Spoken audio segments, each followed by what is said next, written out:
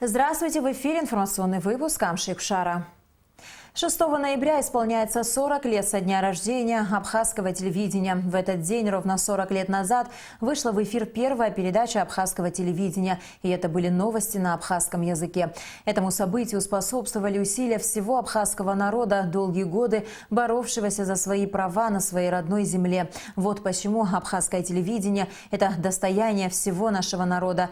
Мы хотим поздравить всех, кто стоял у истоков абхазского телевидения, кто когда-либо работал и сегодня работает на телевидении, потому что бывших телевизионщиков не бывает. Всех с праздником! Сегодня в адрес абхазского телевидения звучат много поздравлений, а мы решили узнать о пожеланиях самых главных людей, для которых мы работаем и днем, и ночью.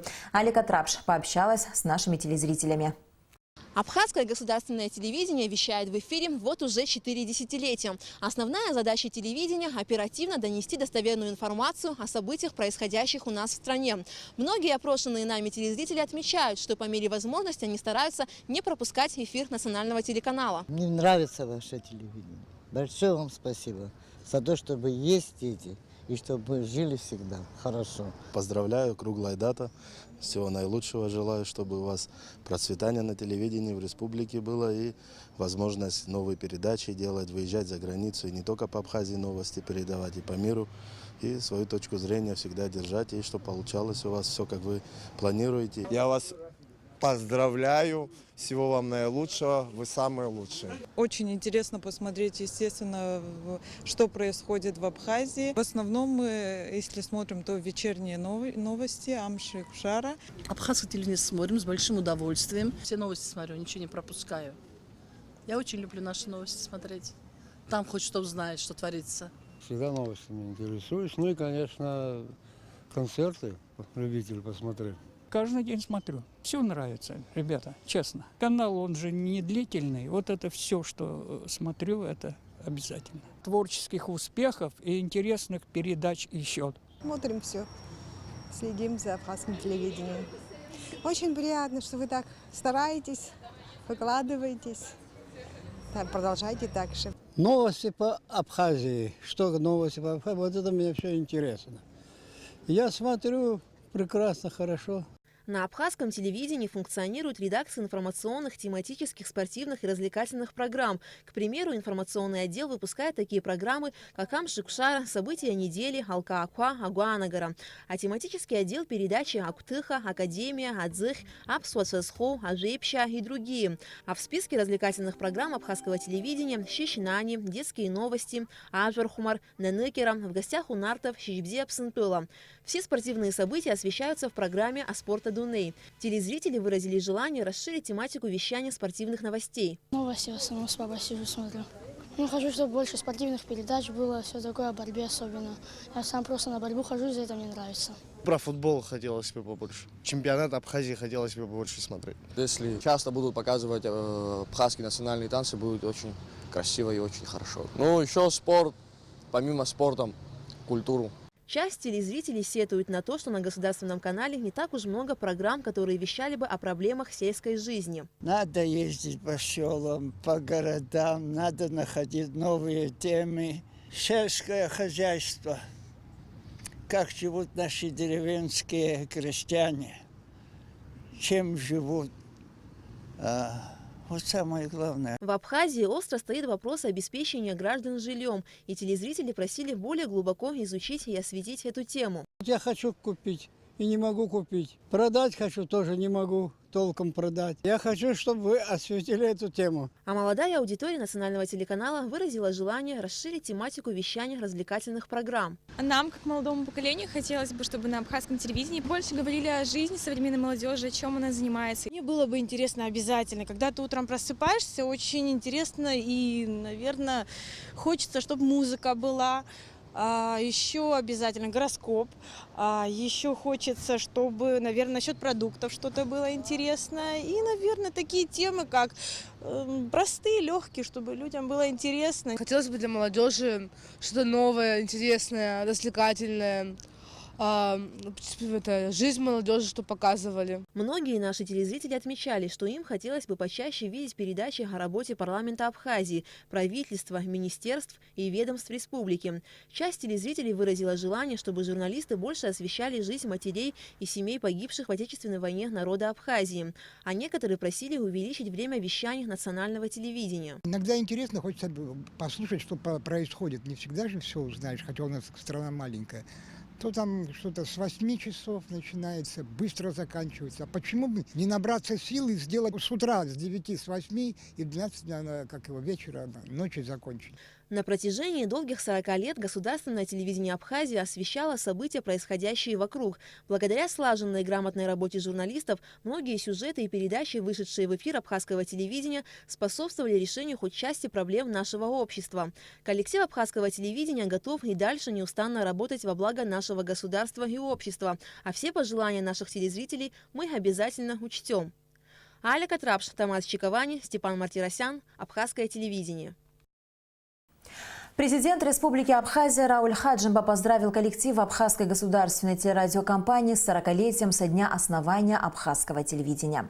Уважаемый коллектив Абхазской гостелерадиокомпании, путь, пройденный вами со дня учреждения национального телевидения, символизирует борьбу нашего народа за восстановление исторической справедливости. Мы обязаны помнить о том, что решения о создании абхазского телевидения и Абхазского университета были приняты по требованию лидеров национально-освободительного движения, обратившихся в 1977 году с известным письмом в высшие партийные инстанции бывшего СССР. Корреспонденты и операторы абхазского телевидения и радио получили боевую закалку в период Отечественной войны народа Абхазии. Их репортажи и оперативные сообщения играли мобилизирующую роль в борьбе с грузинскими агрессорами, способствовали прорыву информационной блокады. Вечная память сотрудникам телевидения, погибшим в период Отечественной войны 1992-1993 годов. Следует отметить, что у молодых творческих работников есть уникальная возможность заимствовать у старшего поколения богатый профессиональный опыт. Уверен, что абхазское телевидение и впредь будет работать слаженно, добиваясь качественного и квалифицированного освещения актуальных проблем, волнующих наше общество. Руководство страны будет изыскивать новые возможности для государственной поддержки проектов, отвечающих социальным запросам. От всей души поздравляю творческий и инженерно-технический состав абхазского телевидения с замечательным праздником, 40-летием его создания. Желаю вам крепкого здоровья, отличного настроения и новых творческих свершений, отметил в своем поздравлении президент Рауль Хаджимба. Со дня первого выхода в эфир программы абхазского телевидения генерального директора РГУ АГТРК Роланда Бганба и весь коллектив абхазского телевидения поздравил спикер Народного собрания парламента Республики Абхазия Валерий Кварча. Телевидение по праву является гордостью нашей страны и играет огромную роль в жизни народа Республики Абхазия. Появление абхазского телевидения неразрывно связано с правозащитным движением абхазской интеллигенции и историей становления нашей государственности. Коллектив абхазского телевидения всегда был на передовых рубежах национально-освободительной борьбы абхазского народа, выражал его мнение, доносил до мирового сообщества правду о героической борьбе абхазов за свою свободу и независимость, способствовал сохранению традиций абхазской культуры и абхазского языка. И в минуты скорби, и в минуты великой радости вы всегда были рядом с народом. Важно, что бережно сохраняя идейные заветы основателей абхазской государственной телерадиокомпании, вы открыты для новых идей и планов. Ваше творчество по-прежнему созвучно времени и запросам самой взыскательной аудитории. Выражаем уверенность, что присущие вам профессионализм, ответственность и беззаветное служение народу будут и далее спутниками вашей повседневной деятельности на благо Республики Абхазия. Желаем вам успешной реализации смелых творческих замыслов, благополучия и мира, отмечается в поздравлении спикера парламента Валерия Кварча. Союз журналистов Абхазии организовал пресс-конференцию «Отечественная война народа Абхазии и информационная война». Речь на ней шла о сотрудничестве российских и абхазских журналистов в 1992-1993 годы. В пресс-конференции приняли участие председатель Союза журналистов Абхазии Руслан Хашиг, журналисты Кристиан Бжаня, Владимир Лукьянов и Гарри Арестава. Репортаж Ренаты Шакая. Председатель Союза журналистов Абхазии Руслан Хаши в годы Отечественной войны был главным редактором абхазского телевидения. По его словам, успех нашей страны в информационном освещении конфликта – результат оперативной работы журналистов. Самым важным решением абхазской телерадиокомпании, по мнению Руслана Хаши, стало то, что 14 августа начали эвакуировать основные технические средства для создания резервной студии в Гудауте. Процесс был завершен 15 августа, и уже 18 августа был первый выход в эфир. Абхазская телерадиокомпания создала телецентр на базе Гудаутского детского сада. До детского сада мы в одно время вообще приняла семья Дзидзария рядом в пригороде Гудауты. И мы месяц жили в семье, работали, и нам были созданы все условия. Мы монтировали там, мы выходили в эфир там. Там просто на заднике стена в зале этого семьи Дзидзария. А все соседи помогали, кормили, готовили. Это была Отечественная война. Поэтому каждый помогал, чем он мог. Эту атмосферу вообще забыть невозможно. Потом мы жили в Доме культуры села Лахны, и где-то ближе к началу зимы мы переехали в Гудауту. Это вот наш телецентр был на базе Гудаутского детского сада. Но мы выросли из размера детского сада. Уже к концу войны наши ребята, техники, это уникальные люди. Это очень подготовленные специалисты. Вот Леонид Агерба, Даур Хурсай, Даур Киут.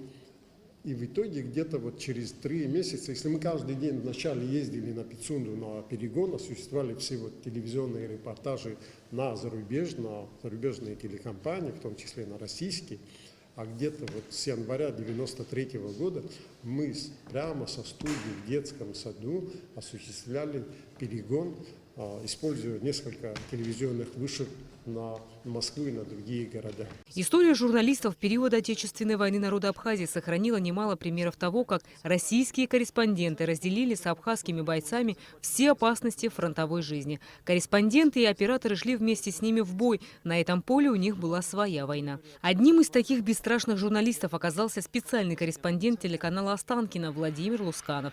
Действие журналистов на передовой не всегда диктовалось прямым выполнением редакционного задания. Мерой их поступков были другие законы – законы совести. Мне очень приятно находиться вместе с вами в эти дни, когда отмечается такая замечательная дата рождения абхазского телевидения. Уверяю вас, 40 лет назад никто не предполагал, во что выльется эта простая, казалось бы, техническая задача создания информационного телевидения в Сухуме, вещающем на абхазском языке, опирающемся на национальные кадры. Последствия этого решения проявились годы спустя, но самое главное, что такое национальное телевидение было создано и очень за короткий срок сумело обрасти национальными кадрами, прежде всего журналистами, операторами и людьми, способными организовать сам телевизионный процесс. Это только на первый взгляд кажется, что телевидение устроено очень просто и состоит из множества людей, нескольких камер, автомобилей, средств связи.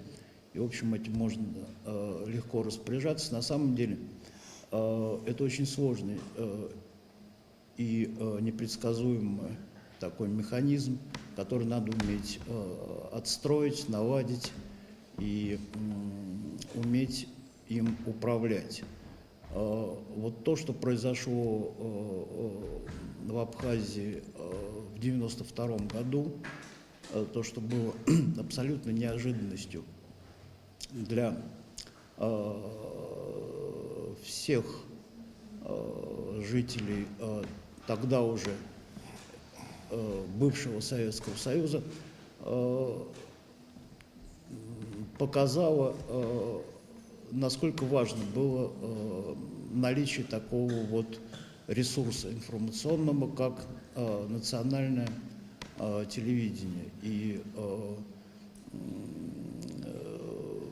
будем откровенными, без этого ресурса ход Отечественной войны здесь, в Абхазии, возможно, был бы иным.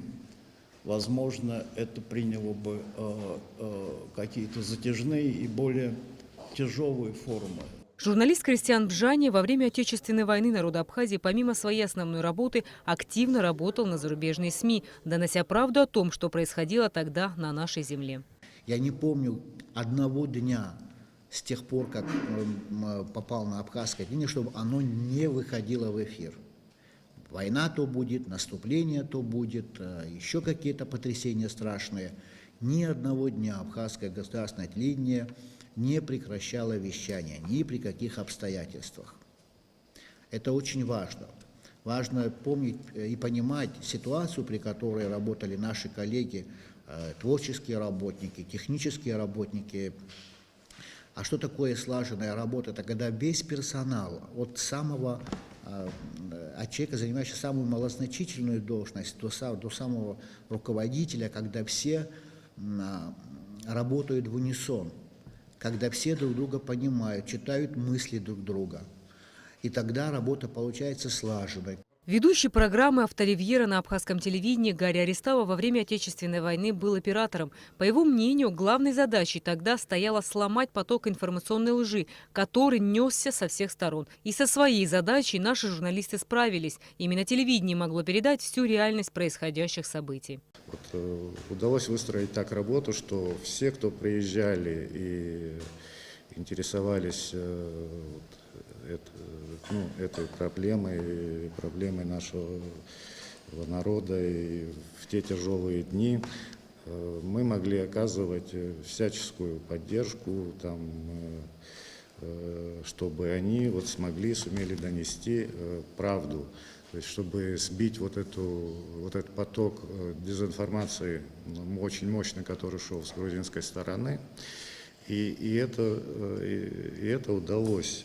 К нам приезжал Владимир Лусканов, Сергей Шатунов, Александр Покрышкин, Александр Поклад, Светлана Беклемищева. Наверное, кого-то сейчас пропущу, но они пробивали эту информационную блокаду, потому что в первое время наша информация, она шла очень плохо, ее не принимали. В ходе пресс-конференции были продемонстрированы видеозаписи поздравления бывших сотрудников абхазского телевидения и российских журналистов. Вам, Шипсия Абсантула, приветствую всех сослуживцев и товарищей АГТРК. Поздравляю с 40-летним юбилеем Апсуа Телехопшра. За это время абхазское телевидение прошло славный путь, хотя и были и потери. Память об ушедших наших друзьях и товарищах всегда с нами, и она светла. Абхазскому телевидению желаю процветания, а вам, друзья, счастья, здоровья, уверенности в завтрашнем дне и всего самого наилучшего. Шардам-то, Абсантула. Я думаю, что настоящий день рождения нашего телевидения, так же, как и нашего государства, это 92-93 годы. Тогда наш народ доказал, что достоин жить в независимом государстве, достоин быть свободным. И мы, журналисты, доказали, прежде всего себе, что мы настоящие журналисты и что у нас настоящее прекрасное телевидение. Можно, конечно, много вспоминать, но хочется сказать одно. Воевать не созидать. И поэтому, я думаю, и телевидению, и нашему народу, мудрому народу, всем нам, журналистам, придется еще раз доказывать, что мы и профессиональные журналисты, и мы, как граждане, достойны жить в свободной, независимой стране. Давайте созидать вместе. Дорогие коллеги, уважаемые друзья, из тех 40 лет, которые вы сегодня празднуете, 25 я так или иначе был где-то рядом с вами. Я счастлив поздравить вас, иметь возможность поздравить вас с этим праздником здесь, в Абхазии. Мы улетаем на Псху. Я помню, что когда-то на Балканах мне сказали одну очень важную в моей жизни фразу. Дай Бог тебе и счастье, что ты родился под вершиной горы. И на вопрос, почему под вершиной горы, чтобы никогда у тебя не было иллюзий, что ничего выше не существует. Так вот, я вам желаю новых высот. Я вам желаю такой ясности и понимания важности вашей, как сегодняшнее чистое небо, а мы улетаем на Псху. Пока. Руслан Хашик передал в дар Музею боевой славы рабочие записи журналистов времен Отечественной войны народа Абхазии, которые он сохранил в своем личном архиве. Рената Шакай, Томас Чиковани, Абхазское телевидение. И в завершении выпуска о погоде. По сообщению Гидрометцентра, в Абхазии ожидается переменная облачность без осадков. Температура воздуха ночью 7-12, днем 15-20 градусов. Температура морской воды 19 градусов.